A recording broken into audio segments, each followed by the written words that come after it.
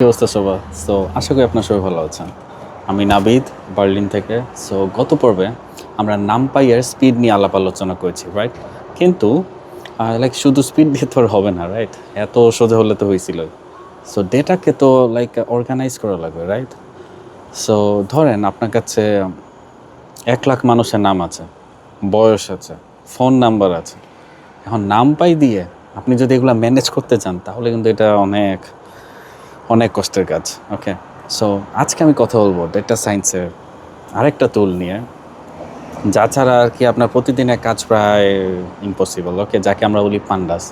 So এখন আপনি like পান্ডাসকে Excel on steroid বলতে পারেন। ওকে, সো লাইক কেন একজন ডেটা সায়েন্টিস্ট তার দিনের 70% of the time say pandas লাইব্রেরিতে সময় কাটায় আপনি জানেন? সো এই গল্পটাই আজকে বলবো। সো সহজ করে আমি যদি বলি, পান্ডাস আসলে কি, রাইট? মাথায় আসতেই পারে কোশ্চেন।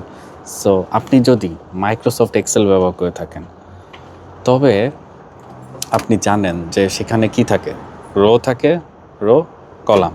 ওকে, পাইথনের ভিতর থাকে সেই আপনার কি এক্সেল শিটটাই হলো আসলে পান্ডাস, নাথিং এলস। কিন্তু একটা বড় ডিফারেন্স হলো যে এক্সেলে যখন আপনার ডেটা 5-10 লাখ ছাড়িয়ে যায় তখন সেটা আসলে হ্যাং করা শুরু করে। কিন্তু পান্ডাস সে কয়েক কোটি ডেটা অ্যানালাইসিস করতে হেল্প করে। লাইক আপনি অনায়াসে সেটা হ্যান্ডেল করতে পারবেন কয়েক কোটি ডাটা হলেও।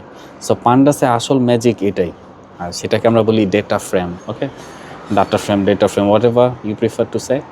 সো এটি আপনার যেই মেসি যেসব ডেটা আছে সেটাকে সুন্দর আপনি টেবিলের মতো সাজিয়ে ফেলতে পারবেন। ওকে, সো আপনার ডেটায় হয়তো কিছু কিছু নাম মিসিং থাকতে পারে, কোথাও হয়তো ভুল সংখ্যা লেখা আছে সেটাও থাকতে পারে, কিন্তু পান্ডাস আপনাকে সেই সুপার পাওয়ারটা দিবে যাতে আপনি জাস্ট এক লাইনের ইনস্ট্রাকশনের মাধ্যমে সেই সব ভুল আপনি ঠিক করে ফেলতে পারেন।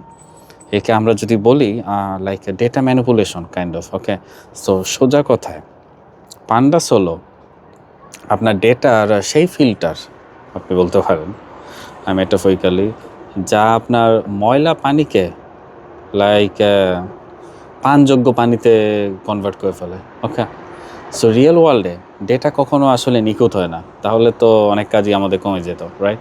সো আপনি যখন ফেসবুক বা নেটফ্লিক্সের ডেটা নিয়ে কাজ করবেন আপনি দেখবেন যে সেখানে হাজারটা লাখটা ভুল। ওকে, এবং পান্ডাস ছাড়া এই জঙ্গল পরিষ্কার করা মনে হয় না আর কেউ পারবে।